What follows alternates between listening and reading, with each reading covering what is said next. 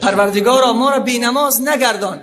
حضرت عباس رضی الله تعالی عنه، حضرت عبدالله ابن عباس رئیس مفسرین است، چشمای مبارک آسیب دید. دکتر گفت که سجده نکنی، بس سجده نکنی که چشمایت کور میشه.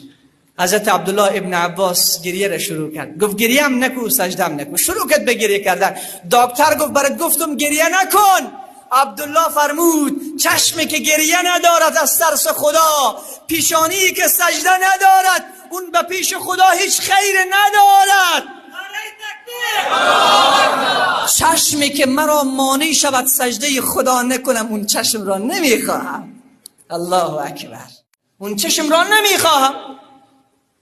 سروران من، این نماز دومین کلید، سیومین کلید گذرا تیر میشم چون وقت هم روز هم خیلی گرم است. سیومین کلید رمضان است، ماه مبارک رمضان که سرش 4 هفته مفصل بیان شد و 4